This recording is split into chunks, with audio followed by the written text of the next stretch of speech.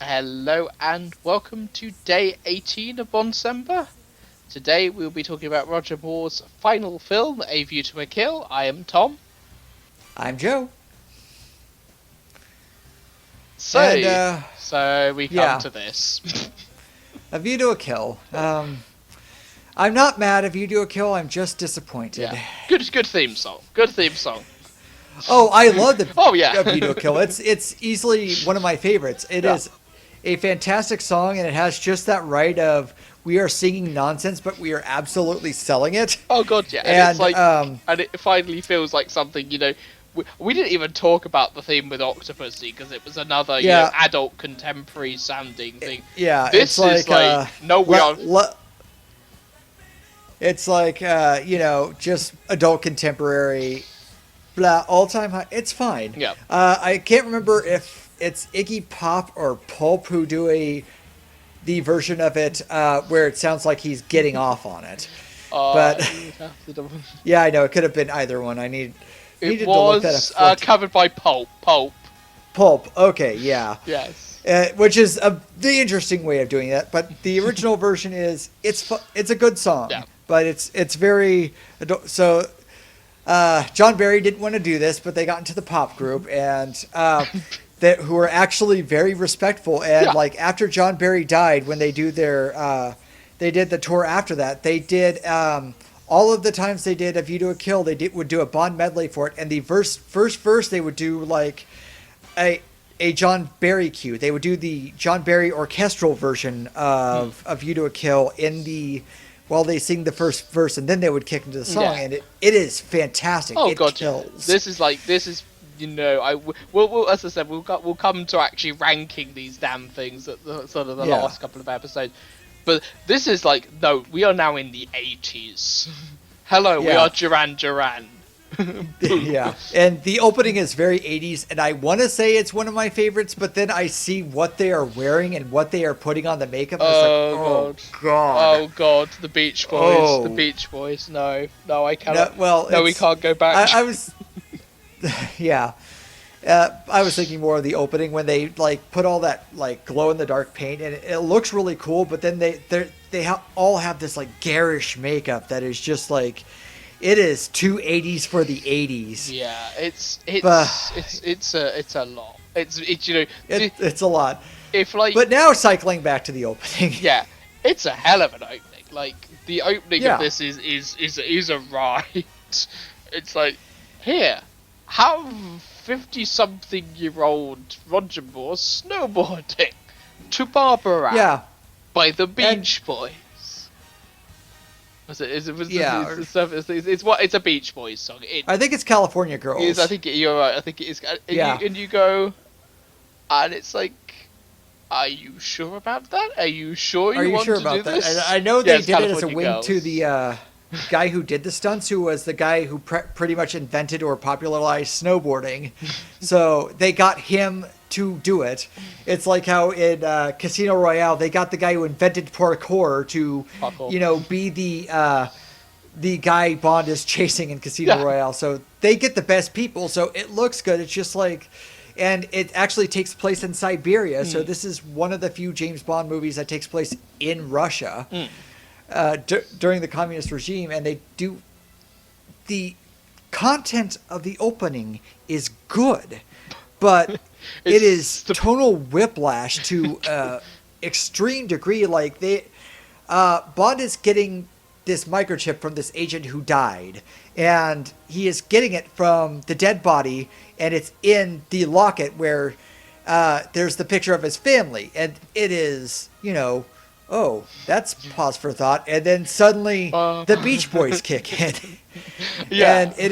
And then it goes back to being a normal Bond Yeah. chase, and then Although I it's will say this, the reuse of the On Her Majesty's Secret Service cue is like, Yeah. oh, it's back. It's back. yeah, but it's like I've like gone through an entire movie and I've just watched an opening scene that should be straightforward and get you right into there. Yeah, But not it's just like sort of like, I'm already tired of this movie, and we haven't gotten to the half of it that just takes place in rural France. Yeah, it's just like, and that is pretty much par for the course, because this is Yeah. just like, this is, yeah, if like, this is not as, I will say this, it's not as bad, it's not as bad as Man with a Golden Gun. No. That's not And saying much. I would say, there's stuff I like in it. Mm. But nothing comes together, and you get from the reports on the film, nobody really wanted to make it except the people who are getting the money, and Moore didn't want to do it, and Moore wasn't happy with anybody. Moore, Tanya Roberts, the actress who plays the main Bond woman here, she thought it was going to be her big break, and it completely wasn't. But they weren't on speaking terms with Roger Moore, and you can tell there's just this distinct lack of chemistry between Moore and Tanya Roberts. Yeah. And then Grace Jones and Roger Moore don't work at all, no. As like, a couple. It's like, you can tell in like the sex scene, it's just like, we're doing this. We're are you sure? And it's just like, Roger Moore and Grace Jones both have this look of, are we really doing this? Yeah. And according to Roger Moore's memoirs, apparently Grace Jones had a black dildo in the bed when they did that scene. This seems like about average Grace Jones, to be honest. Yeah. So Grace Jones, who is, a legendary pop star at the time, she is in an entire universe of her own, and she does what she can with the henchwoman role. Yeah. And and she's really good when they let her. Yeah. But, and then there is the best single thing about this film, which is Christopher Walken. Oh boy, Christopher Walken. Yeah. And even Christopher Walken is like doing his best in this, and it's still like, yeah. This is when Christopher Walken was still an actor. He was still the guy who got the Oscar for The Deer Hunter, and he was still a guy they brought in because they wanted actual acting chops. Because if Sean Connery is gonna bring in these people, we're gonna bring in Christopher Walken.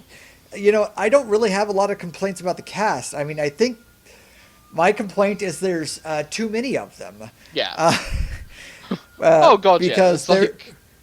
there are a lot of just pointless characters in this movie. Yeah. And that's going to be one of the things I have. So we have there's this Russian agent that is in the middle of all of this that who has an aside with James Bond, and they just drop her out of the movie. And then we have Jenny Flex, who played by Alison Doody, who would later be the Nazi woman who talks in her sleep in Indiana Jones and the Last Crusade. And this is her first role. And she's fine, but she is kind of a pointless character who, is kind of there. Maybe pointless is a little too far, because she is the point of which Mayday decides to switch sides later in the movie. But as they use her in the movie, she just sits there. She is like at the end of a hallway staring pointedly at Bond. And, maybe she does a couple of villainous stuff, but she doesn't get to do a lot. And then... this is before we even get into whole of Zorin's, backstory and the fact he's a Nazi experiment. And it's like, okay. Nazi experiment, and they have a doctor character who is also pointless, based on Dr. Mengele, who you would think is interesting, but the only thing he does in the movie is this vial is out of place. And then at the end he's like, oh yeah, I'm here too. Yeah, and there are too many villains in this. And then also you got Dolph Lundgren. Dolph Lundgren just randomly appears, because at this point, obviously... Yeah, Dolph Lundgren is a Russian guard who is the good Russians. And it's when Golgo, who is the good Russian face of the franchise in his last performance, he shows up and he's like, I don't like what you're doing here. And Christopher Walken's like, I don't care. I'm Christopher Walken, Max Zorin. I got the money. Yeah. What are you going to do? And So And then we have and that is not even discounting the guy whose name I didn't even get. There's the henchman who has the scar on his face, who is like, he's there for the entire movie. Scorpion. And he's the guy who Scorpion, I think it is. As I said, this is bad. We don't even know who these people are. And he's in the entire movie, and he is enough of Zoran's right-hand man that he's the guy who comes out to fight Bond on the Golden Gate Bridge. So yeah, absolutely. And there's this is before we even get into the stuff on Bond's side, because you also have another British agent who's working with Bond on the title sequence, and it's and a French and Akil Aubergine, who is in one scene and then gets killed with a fishing fly. And then you have David Yip, who plays Chuck Lee, the Chinatown agent for the CIA. Who I didn't talk about this, but he also gets the stereotype where the foreign agent who helps Bond gets killed. Unfortunately, VJ and Octopussy gets killed unceremoniously, and that's what happens to Chuck Lee. Yeah. So there's just way too much going on for what's actually going on in this movie, which is not a whole lot. This is the plot of this is basically, here are some microchips. These microchips are made by a gentleman called Mr. Max Zorin. Max Zorin is also breeding horses that are definitely not genetically modified. What Mr. Zorin is going to do is destroy Silicon Valley, so only he has the microchips and nobody else. Which is, this was even pointed out by critics back then. Yeah. There's a giant plot hole that the people in Silicon Valley, they don't produce the chips. They are the buyers. You are killing your buyers. This was big in the Siskel and Ebert review where, they were both pretty negative on this movie. And I absolutely agree with them. But they were like, they're your buyers, you dumb shit. But, the movie doesn't paint it that way because Matt Zorin is this absolute genius. Yeah. And they try to make him Goldfinger Part 2, and it doesn't work at all. So, really interesting thing. David Bowie was going to play Max Zorin. Huh. Now, it's a really interesting story. I think Bowie obviously in his biography, after sort of making the Berlin trilogy in the sort of the early 70s, he basically went and lived in Switzerland. And his next door neighbour was Roger Moore. And what would happen is that basically, obviously, Roger Moore would notice that Bowie moved into the area, came round to his house, and sort of sat, and obviously they drank, and associated as sort of relatively famous people to the 70s did. The next day, Roger Moore comes back, tells exactly the same stories, except they're not quite as fun this time. And by I think day 3 or 4, sort of Bowie has pretended he's not there in the house. So yeah, I'd be interested to sort of see the sort of, obviously if this had ever come to fruition with Bowie playing Zorin, because basically Bowie's reaction was, I don't want to spend 6 months with watching my stunt double fall off stuff. So they offered it to Sting. And he also thought that, if I remember correctly, he also thought the script was shit. Yeah, David. And then you went and acted in Labyrinth. Anyway, so then they offered it to Sting, and Sting went no. So Christopher Walken. So this is for the quality of Christopher Walken as an actor, this is their third choice for the major villain role. Yeah, I think they wanted somebody that matched up with Grace Jones well, and definitely Bowie. 80s Sting would. I'm not sure about 90s Sting. No, but absolutely. 80s Sting, on. I mean, 80s Sting obviously in the same. Obviously, this is 80s Sting who would have come off straight off, obviously Dune and wearing absolutely no underwear. Yeah. So this is But then it comes to talk about the movie, and it's just it's fun talking about everything around it, but then you have to talk about the movie, and it's just after the opening scene, you have where they're following the clues to Paris, and then you have the scene at the Eiffel Tower, which is good enough. it's very weird how they get it started because they're in this restaurant and they're talking to this person who knows what's going on or has some clue, and then they're watching this show of puppet butterflies that are just while lady whistles to them, and then Mayday replaces one of the people and then has a killer butterfly that goes into his throat and kills him, and that's our setup to the incredible stunt where Mayday jumps off the Eiffel Tower to escape, and then James Bond has a car chase, which is, a good enough car chase, but it's just like, as I've discovered in a lot of the Mission Impossible movies that take place in Europe, a lot of Europe looks like the same kind of city, and it all looks kind of like the uninteresting except for the tourist spots. So everything just kind of looks like a European city. Yeah. It's but the car chase is good enough, and they have a nice little stunt where he gets sliced in half, and then you have the overacting extra going, "My car!" Yeah, it's just, it is. But because MGM has budget issues, that's where the action kind of stops for a good long time. Yeah.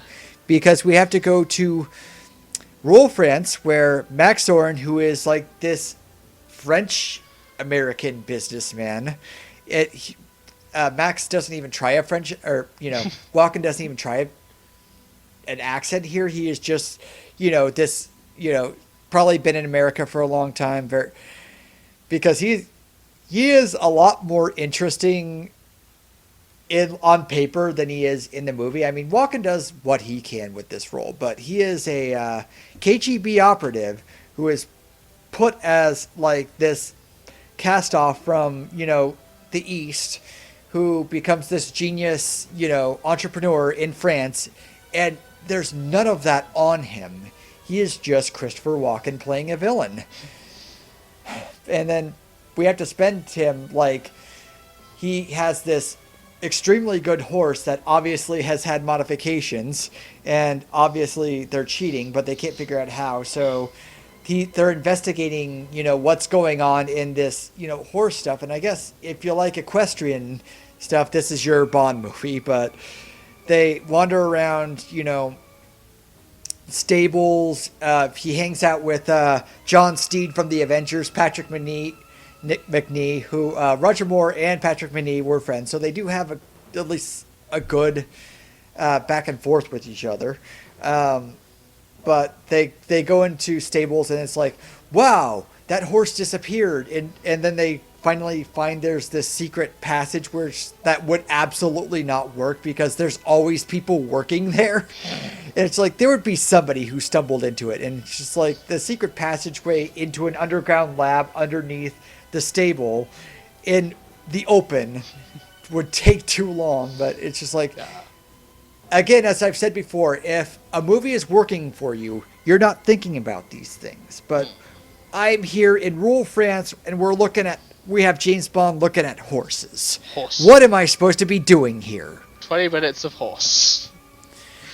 It's like 40 minutes in rural France. I mean, granted, the latter 20 is when Max Zorin does his identity thing, which in another piece of trivia, like the CIA, I think it's like Tony Mendez or Martinez or whoever the guy who Ben Affleck played in Argo got a message from the CIA. It's like, hey, do you have that facial recognition stuff in A View to a Kill that Max Zorin has? It's like, that doesn't exist. That's not a thing. This is the 80s. What the hell? It's a James Bond movie. But they were insistent, like, you need to develop it. And it's just like, oh, no, we can't. So there's another piece of trivia. So Max Zorin figures out he's James Bond 007. And, James Bond kind of figures, oh, he's on to each other. But we're just going to play this game. And then it gets, deadlier and deadlier. So there's some stuff that happens. They have like this equestrian chase that it's kind of neat because but it's also kind of anticlimactic because it's just like Max Zorin ends it by pressing a button and the horse kicks up and tosses James Bond's like, well, this was all pointless. And so it is. It's just, and the problem is that the longer it goes, it's just like you've got Christopher Walken and obviously Grace Jones do their absolute best, and like it's like it is so workmanlike and so passionless as a film. It's and there's like, I think the nadir of it is the car chase in San Francisco, which is just I mean this just is like apparently they did this with the full permission of San Francisco, like the mayor of Dianne Feinstein at the time, who is now a high Democratic official, but they were like they gave them access and they let them do all of this stuff, and it does not show in the movie. The only time it ever really shows is the Golden Gate sequence at the end of the movie. But the car chase it's amazingly flat. I've been to San Francisco. It is, I mean, I'm sure you could find something and like, here, I proved this asshole on the internet wrong. There are flat parts of San Francisco, but that's not how the main part of San Francisco is. It's like Bullet. It's like Steve McQueen's Bullet. It's hills, mate. It's hill. I wouldn't put this in the top 20 of chase scenes that take place in San Francisco. Yeah, if it even did take, it probably did. It actually obviously did take place in San Francisco, but and you can't tell. And the weird part is like they have to have these Keystone Cops. Like the cops are incompetent or assholes or both, and it just falls into this Blues Brothers Keystone Cops routine where like it shows the San Francisco police are completely incompetent idiots. And it's just like, Mayor, are you sure you want to be happy about, this all of this? You're showing the city's kind of incompetent. It kind of looks boring, and like one of the action sequence takes place in your city hall as it burns down. Are you sure that because you obviously get like people, but you must get people going, we're gonna be in the new James Bond film. My God, this is gonna give us so much money for tourism. It's like, you sure about that? So Pauline Kael, obviously, is the legendary film critic, basically went, you go to a James Bond picture expecting some style, at least some flash, some lift. You don't expect the dumb police car crashes you get here. You do some ingenious Daredevil fates, but they're crowded together, and the way they're set up, they don't give you the irresponsible giddy tinker you're hoping for. It is just, it's like you can feel like you can physically feel when this film is going, we haven't got money for this. And it's just like the set to the mine is a whole lot better because they made this whole giant set. I'm sure it's at Pinewood or wherever. It's actually I think it's not in San Francisco. It's partly a location, partly a set. There's partly a location. The giant underground was definitely soundstage. But that looks great. It's kind of an overlong scene, and Moore was very checked out on this movie, and he especially didn't like the scene at the mine because this is where Max Zorin has to be the villain, and he guns down everybody involved so nobody knows the real secret of what he's going to do. And what he essentially did is he stole the plot from Superman and Lex Luthor, where he is going to, do all this shit with the fault line, and that's going to cause the fault to break off part of California that he doesn't want, and that's a part of his plan, which I'm sure if you talk to a geologist, this is the silliest shit we have ever seen in our lives. But so they rehash, so everybody has to die. So he just machine guns everybody with his Scarpine, and he betrays Mayday and Jenny Flex, and it's just like, this is when Mayday decides, I'm on Bond's side. And then that happens, and I think Moore is correct in that the scene goes on for a way too long time, but I'm just of the opinion that this movie goes on for way too long for what it has. Oh, God, yeah. I more disliked this film. It's like, this is, I am actually. I think basically his issues were basically threefold. It's one, I am too damn old for this. Two, this is too damn violent. Three, I'm not having a good time anymore. And four, I'm not liking any of the people around me, and Yeah. I don't know if it's because I'm old or if it's because everybody around me just doesn't being here.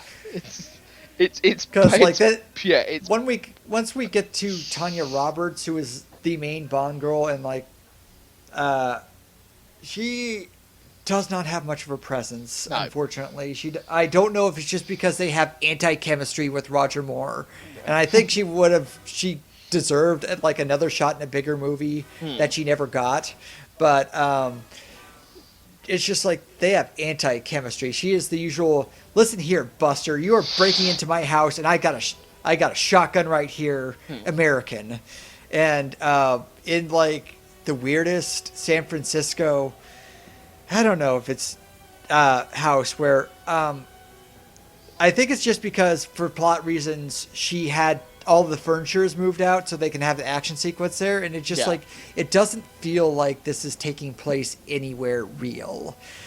I mean, it would have been better if it was an actual like California mansion and they were just wrecking the shit out of it, but for plot reasons, Zorin has driven her family dry, and she's trying to, like, figure out what's going on, and there's some back and forth on whether she wants to take a bribe to just drop it, and Zorin keeps sending thugs after her. But, yeah, there's enough there to make a character, but there's no character there. There's nothing interesting that happens with her, and she eventually becomes the person who is just like in the vehicles while Bond is like flying around, or he is jumping around an elevator shaft on fire, and they probably should have succumbed to like smoke inhalation by now, but it's a movie. And we're only thinking about this thing because this movie is boring me. Yeah, it is, you know, if Octopussy was workman, like this is just shoddy work. This is just a day, punch it, clock in, do the work, and clock out. If that, I mean, it's just it's like, you know, I would honestly say this is the second or third worst Bond film, like after. It's definitely in the top 5. Yeah, worst. It's just it is a chore. This is like this is one of the few films that I think we've obviously done for this so far that I've been, you know, visibly watching the clock, which is disappointing because I really like Christopher Walken as an actor, and it's like I shouldn't be going, when is he back on screen so I can just get through this quicker. And Grace Jones is fine. They just don't give her much to do besides, you know, be threatening. Yeah, but she does very well. I mean, like, considering like, you know, how you know that the sort of the how some of obviously the Bond hench actors have gone on to be really, you know, massive actors. You know, it's a solid role. It's just unfortunately in this film. I would rather watch her in Conan Destroyer. Oh god, yeah, which is fun. I mean, it's like it's dumb. I get the people who it's an extremely dumb movie, one of the stupidest I've ever seen, and you know, Conan the Barbarian, they took it very seriously, and now it's just this stupid thing. Yeah, it's basically a live action. It works for what it was. If you separate it from Conan the Barbarian, it's fine. It's fun, and she has a lot of fun with it, and you know, she works well off of Arnold Schwarzenegger. But here, this is just Mayday is just on an island by herself. And sometimes she gets like good scenes with Max Zorin, and like Christopher Walken is just weird enough where that works. Yeah, we've not gone to like full Christopher Walken weirdness. It's like we've heard on the side of caution. It's but and then you know the movie peters out, but it has the scene on the Golden Gate Bridge, which works with what it does. Like it engaged my severe fear of heights. Oh god, yes. And like. Yeah. Oh dear God! Those are people actually on the Golden Gate Bridge, and they are hanging off those wires. And It's very Yeah. almost Hitchcockian in sort of terms of Yeah.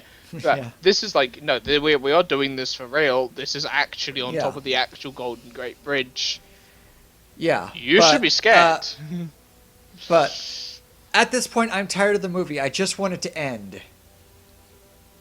And yeah, eventually I get my wish, and then it just has this thing where you have the Scarpine and you have the Diet Dr. Mengele, and There's an airship, and then the movie ends, and I kind of even forget Q had this robot that is looking for James Bond. It's like, oh, they're in the shower together, and it's just like, oh, that's our Bond, and everything is just tired, and it just ends. And thankfully, we have A View to a Kill.